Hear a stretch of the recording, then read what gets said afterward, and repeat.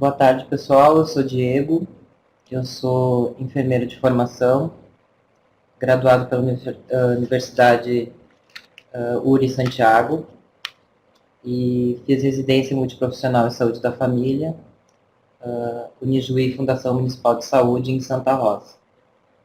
Atualmente, então, eu trabalho como enfermeiro da Estratégia de Saúde da Família em Sapucaí do Sul. E nessa semana da enfermagem, então, gostaria de estar conversando um pouquinho com todos sobre a atuação do enfermeiro dentro da atenção primária à saúde. Agradeço a presença de todos e fiquem à vontade para fazer questionamentos também. Toda a minha apresentação foi baseada na Política Nacional de Atenção Básica de 2012 e também trazendo um pouco da experiência profissional nesses 5 anos e meio de trajetória dentro da atenção primária. A nossa Política Nacional de Atenção Básica de 2012, ela nos traz que a atenção básica é desenvolvida com mais alto grau de descentralização e capilaridade. E aí no nosso cotidiano a gente tem a vivência disso, pois estamos perto e junto do usuário no nosso dia a dia, trabalhando junto às suas questões de saúde, junto às suas vulnerabilidades, junto às suas potências. E assim a gente pode também estar intervindo junto e perto naquilo que é mais necessário para esse usuário, conhecendo também essas demandas para estar atuando junto delas. A política também nos traz que ela ocorre no lugar mais próximo da vida das pessoas, que deve ser o contato preferencial do usuário e a principal porta de entrada. Dialogando um pouco disso, a própria política nos traz que a atenção primária é a principal porta de entrada. Não a primeira e nem a única porta de entrada, mas sim a principal. Pois, novamente falando, nós estamos localizados junto e perto aos usuários. Mas não esquecendo que ela não é a única e que existem várias outras portas em que o usuário acessa, sendo a principal a atenção primária. Por isso é fundamental que ela se oriente pelos princípios da universalidade, acessibilidade, vínculo, continuidade do cuidado, integralidade da ação, responsabilidade, humanização, equidade e participação social. Esses princípios a gente conhece, a gente vivencia e a gente faz no dia a dia, mas é sempre importante a gente estar pensando um pouquinho sobre cada um deles. A universalidade, lembrando, né, que o nosso sistema ele é único, ele é universal e ele é para todos. Então, a gente tem que ter muito cuidado com a questão da negação do atendimento. Né? Existe, sim, a territorialização, mas o usuário ele tem que ser contemplado no atendimento. Então, o acolhimento ele vem muito a calhar nesse sentido e contemplar a universalidade. A acessibilidade, a gente também tem que pensar na lógica que não é apenas só da acessibilidade física, mas sim da acessibilidade do usuário dentro da estratégia. Muitas vezes o usuário ele tem acesso, ele chega até a unidade e ele não tem acessibilidade de conseguir acessar os serviços oferecidos. Seja a consulta, seja um procedimento técnico, seja uma visita. Então, às vezes, essa acessibilidade não é contemplada nesse sentido. O vínculo, que é um dos principais pontos que a política aponta e que a gente também deve estar trabalhando, que com o vínculo a gente consegue tanto resolver os problemas como conhecer esses usuários, como conhecer a comunidade, conhecer essas vivências, essas vulnerabilidades, essas potências. Então o vínculo ele faz toda a diferença e é um dos principais pontos norteadores que a política nos traz e que a gente vivencia no nosso dia a dia. A continuidade do cuidado, no sentido também das doenças crônicas, desses usuários que acessam o serviço e têm um cuidado continuado com a gente, seja hipertenso, diabético, doenças respiratórias, né? E a nossa responsabilização sobre esse cuidado. Quanto à responsabilização, já entrando na questão da responsabilidade, cabe ressaltar a nossa responsabilidade enquanto trabalhador de saúde, de fazer trabalho pautado nos pontos éticos, legais da profissão, mas também da corresponsabilidade do usuário. Ele tem que ser corresponsável pelo seu tratamento, ele tem que ser corresponsável pela sua saúde, e nosso papel também é fortalecer essa corresponsabilidade através do vínculo, através dos nossos agentes de saúde, através de toda a equipe multiprofissional que trabalha dentro da estratégia. A gente deve estar fortalecendo essa corresponsabilização, para que eles também se sintam responsáveis pela sua saúde e, junto com a equipe de trabalho, possam prestar um tratamento adequado e uma melhora de sua ou manutenção da sua saúde.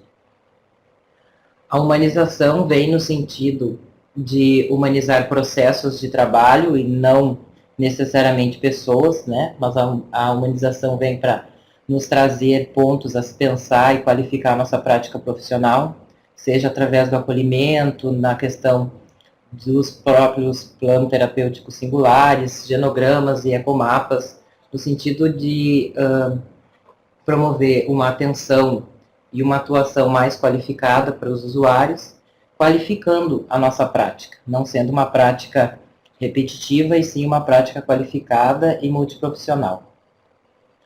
A equidade, né, que a gente possa estar fazendo essa equidade, de que forma a gente possa estar fazendo.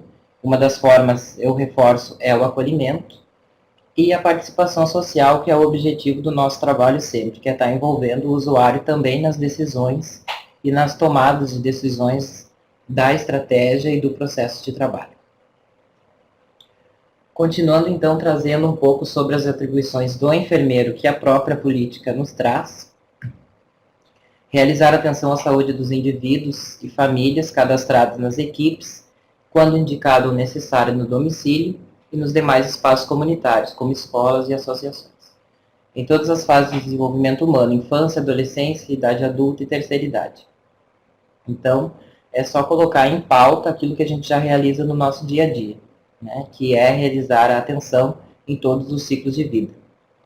Realizar a consulta de enfermagem, procedimentos, atividades em grupo, conforme protocolos e outras normativas estabelecidas pelo gestor federal, estadual, municipal ou Distrito Federal.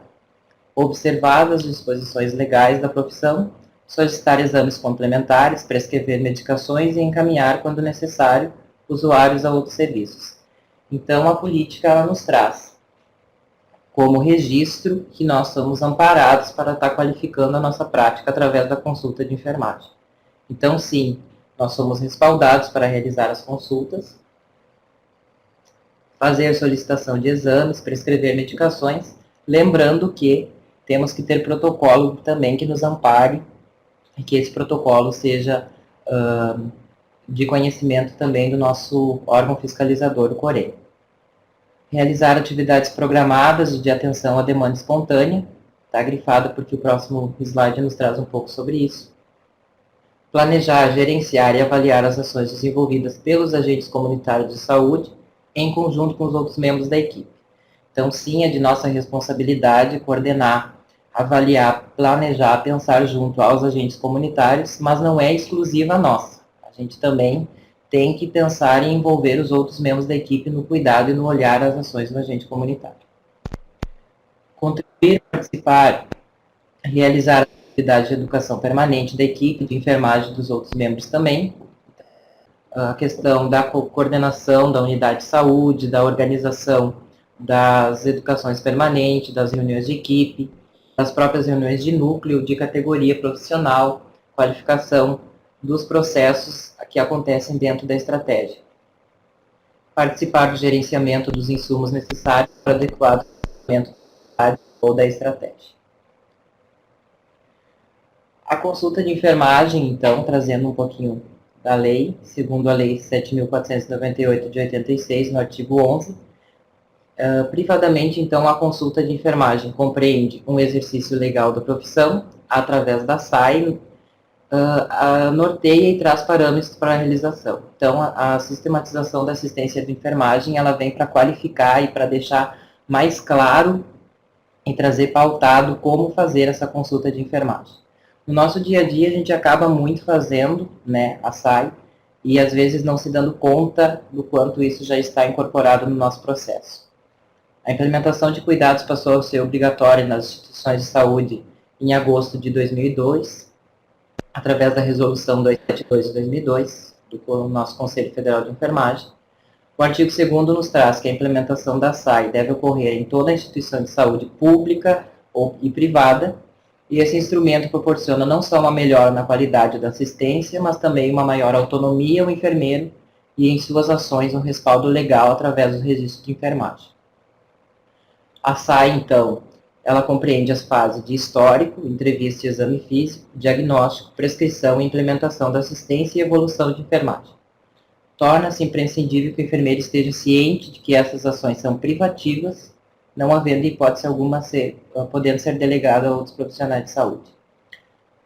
Falando um pouquinho sobre isso, acho importante a gente ressaltar que a gente fala muito na valorização do trabalho do enfermeiro, e a SAI, ela sim, traz essa questão pautada dos instrumentos e como deve ser feito, e a gente fazendo a SAI corretamente, tendo qualificação para estar fazendo uma consulta de enfermagem, eu acredito que é por esse caminho que a gente vai conseguir, sim, cada vez mais alcançar a valorização do nosso trabalho, pois somos respaldados para tal, mas também temos que ser qualificados para fazer um processo de trabalho cada vez melhor junto ao usuário. A consulta de enfermagem em todos os ciclos de vidas. Então, nós temos que estar organizados para fazer o enfermeiro, dentro da estratégia de saúde da família, o pré-natal, com as suas consultas periódicas, né? A primeira consulta do pré-natal, solicitação de exames, a questão de orientação. Também acredito que a maioria dos colegas já devem estar fazendo os testes rápidos, né, na primeira consulta de pré-natal.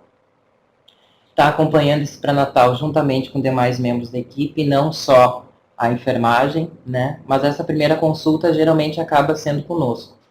E a gente então tem um espaço de orientação, avaliação e também sanar todas as dúvidas dessa gestante. Também até a realização de teste rápido para gravidez, então muitas vezes tudo começa pela gente. A questão puerperal, então, depois que essa criança nasce, depois que essa mãe se torna uma puérpera, esse acompanhamento, a questão das orientações, da avaliação, a questão de métodos contraceptivos, na continuidade do olhar não só para a criança, mas também o olhar para a mulher. As consultas de enfermagem para a criança, as puericulturas, traçadas pelo Ministério da Saúde através da consulta de dias saudáveis, né? Por exemplo, no município de Sapucaia, a gente tem essa realidade que a criança, quando nasce, ela já sai do hospital com o contato da estratégia e agendado os primeiros dias saudáveis. Então, pelo 10º dia, a criança vai ser atendida pelo enfermeiro na estratégia. E depois sistemáticos, primeiro mês, segundo mês, quarto, sexto, nono, 12º, 15 meses e 2 anos. Então, a criança tem esse acompanhamento sistemático e geralmente intercalado, enfermeiro, médico, e nos demais momentos também a vacinação, então a gente está sempre em contato com a criança. A questão da saúde do adolescente, né, através também do PSE, através das próprias consultas de enfermagem mesmo destinadas a adolescente, mas a gente consegue abranger muito a questão da saúde dessa população através do PSE, no nosso programa de saúde na escola. A questão de consulta de enfermagem ao adulto é um desafio grande porque geralmente a consulta de enfermagem ao adulto ela tem uma população muito maior de mulheres relacionadas à saúde da mulher, prevenção do câncer de colo do útero, mas a gente tem um desafio grande que é a questão da saúde do homem, como está abrangendo essa população que muitas vezes só procura a estratégia de saúde da família quando tem alguma questão já instalada de doença e não preventiva. A gente consegue muito abranger na consulta de enfermagem ao paciente crônico, hipertenso, diabético, acompanhar bastante homens nessa, em função da patologia. a questão de consulta de enfermagem ao idoso, principalmente orientações, a questões das medicações, visitas domiciliares. É uma população, na nossa realidade, bem grande, assim, a maior parte é idoso, e a gente consegue estar fazendo um trabalho voltado bastante para essa população. Então, e a gente é respaldado para, sim, fazer consulta de enfermagem para todos os ciclos. E consulta de enfermagem em todas as condições de saúde, sejam elas crônicas ou não, hipertensão, diabetes, infecções respiratórias. Sobre a demanda espontânea e programada, também trazendo um pouco do que a própria política nos traz, nós temos então, né, só recapitulando, pré-natal, pericultura, saúde da mulher, saúde do homem, as questões de saúde mental, programa saúde na escola, visitas domiciliar, reuniões de equipe e acolhimento. Essas ações nós temos então como demanda programada, a maioria delas, e como demanda espontânea, a gente tem principalmente o acolhimento, que eu quero conversar um pouco sobre isso, que o acolhimento é um desafio, mas também um papel importante onde o enfermeiro está inserido e consegue fazer a diferença no dia a dia do trabalho. Trazendo um pouco sobre demandas, as demandas, então, e necessidades de saúde, elas são construídas socialmente, ou seja, elas não têm uma essência que não mudam, imutáveis e que não devem ser naturalizadas. Muitas vezes aquela queixa, ela é tão recorrente do usuário que ela acaba sendo naturalizada pela equipe, sendo que isso não pode acontecer. Então, dessa forma, é restritivo falar em reais necessidades de saúde da população, pois isso parte da premissa de que é possível definir as verdadeiras necessidades de saúde quando, de fato, estas são construções produzidas na dinâmica social. O acolhimento é o momento dentro da estratégia em que a gente tem o espaço para estar escutando esse usuário, escutando essa demanda e podendo analisar e pensar sobre ela. Tanto para reorganizar e organizar o processo e organizar as consultas de acordo com as necessidades, como também traçar e poder resolver a questão do que também traz a nossa política de 85% de resolutividade que nós temos que ter dentro da estratégia. Então, o acolhimento é esse espaço de escuta, esse espaço de conhecimento e também de resolutividade. O acolhimento como processo de escuta qualificada e resolutividade das demandas, corresponsabilização dos usuários com sua saúde. Então, o que eu já tinha conversado um pouco no início, que nesse espaço a gente também tem a questão de corresponsabilizar o usuário com a sua saúde, né? O enfermeiro, então, ele tem e ele é um ator fundamental dentro do acolhimento, pois se estabelece vínculo, conhecimento das demandas do território, a resolutividade e a integração com os demais membros da equipe. Eu acredito que o acolhimento é uma potência dentro da estratégia e faz toda a diferença e a gente consegue sair da lógica que a gente tinha anteriormente, que era a questão da ficha, a questão da fila, e sim, o acolhimento ele traz a escuta, ele traz a resolutividade, e ele faz a diferença dentro do nosso processo de trabalho e faz a diferença dentro do próprio trabalho em equipe. Outra questão, o Núcleo de Apoio à Saúde da Família, o NASF, também é uma potência a estar sendo trabalhado junto com os enfermeiros, junto com a enfermagem. Trago algumas experiências que a gente trabalha com o NASF dentro da estratégia em Sapucaia, que são as interconsultas de saúde mental, em que nós temos tanto educador físico, terapeuta ocupacional, como a própria psiquiatra, que dá um apoio à nossa equipe, que sempre que esses profissionais eles vêm atuar junto à estratégia, acontece uma interconsulta. Então, não é somente o profissional que vem de outro setor, que vem de outro campo para atender aquela demanda e vai sair.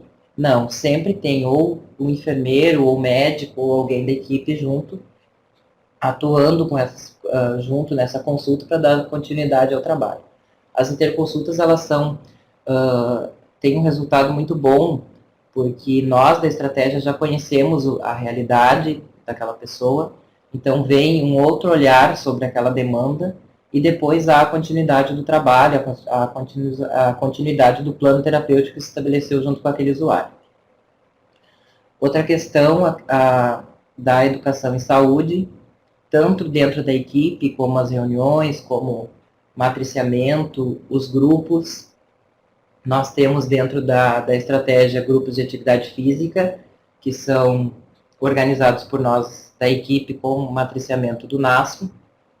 Nós temos educador físico, que está presente nos grupos e também realiza o matriciamento da equipe para fazer a continuidade desses grupos.